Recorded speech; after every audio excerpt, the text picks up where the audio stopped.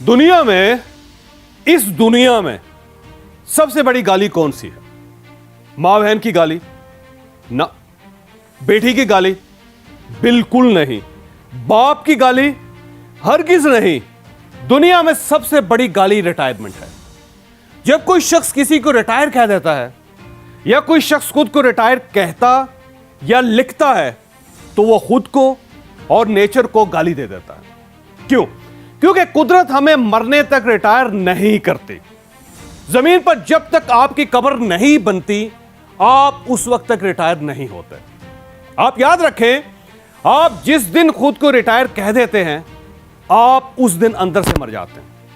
आप उस दिन अपनी कब्र खोदना शुरू कर देते हैं। मेरी जापान में 100 साल के एक बूढ़े से मुलाकात हुई। मैंने उससे उम्र पूछी। उसने हंसकर जवाब दिया, आई एम 3 टाइम्स पेंशनर। मैंने पूछा क्या मतलब? वो बोला, मैं रेलवे में जॉब करता था, मेरा पहला कैरियर 60 साल की उम्र में खत्म हो गया। मैंने 62 साल की उम्र में पढ़ाना शुरू कर दिया। मैंने 20 साल पढ़ाया। 82 साल की उम्र में मेरा यह कैरियर भी खत्म हो गया। मैंने उसके बाद टूरिज्म गाइड का काम शुरू कर दिया। 15 साल बाद 97 साल की उम्र में मेरा यह कैरियर भी खत्म हो गया।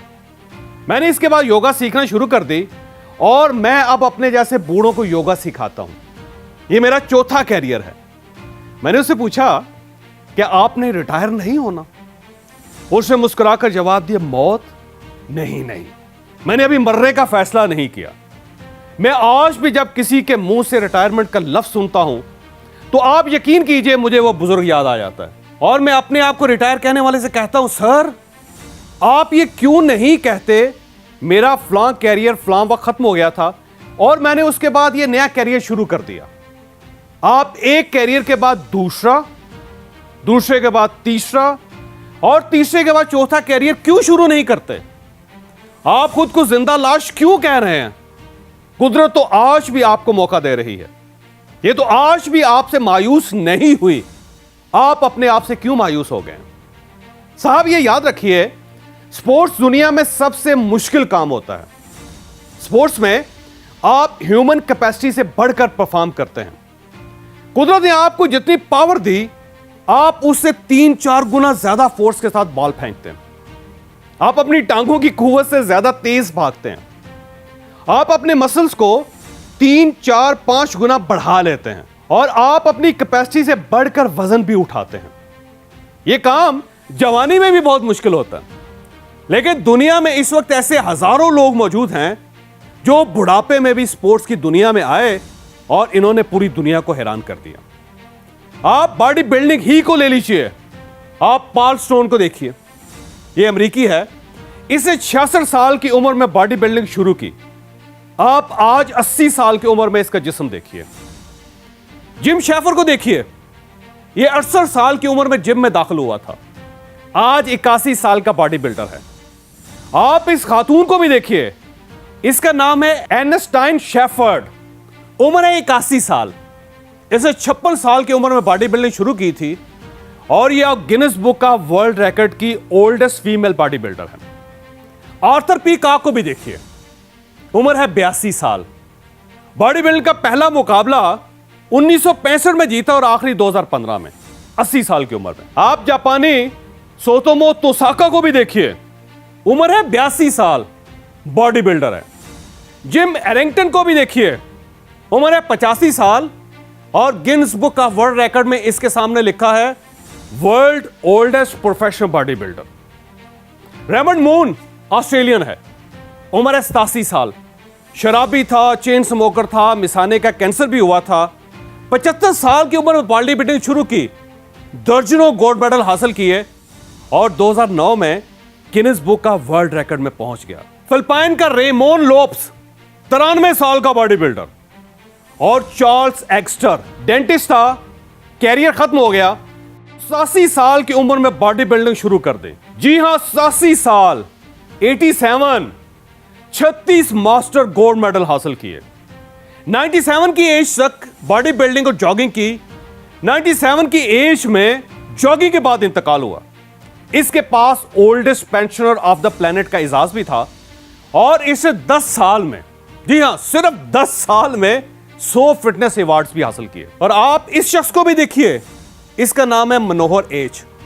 ये बंगाली था, कद सिर्फ 4 फुट और 11 इंच था।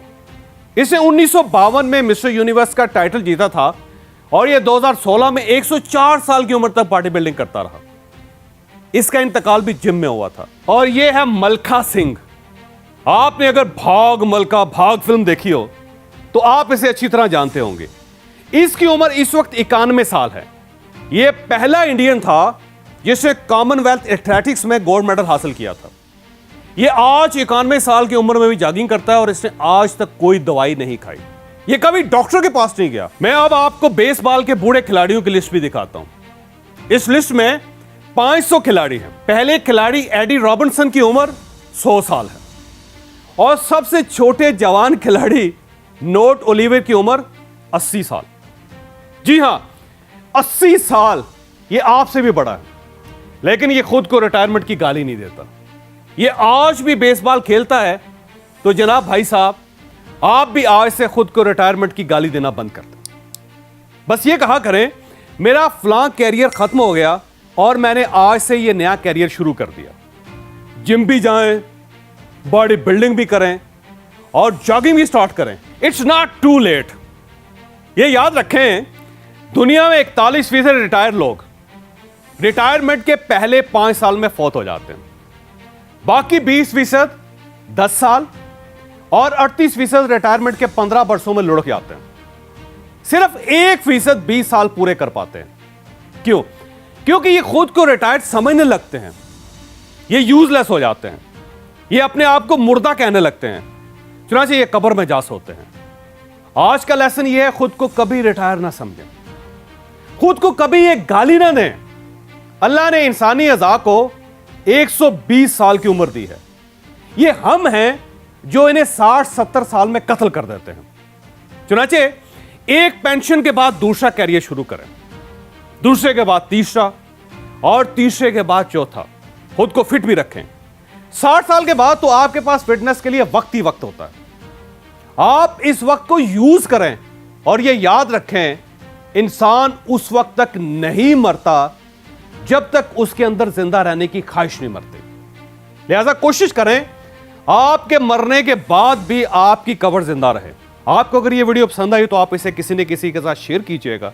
ये इंशाल्लाह किसी न किसी का माइंड और फिर मुकद्दर जरूर चेंज करेगी।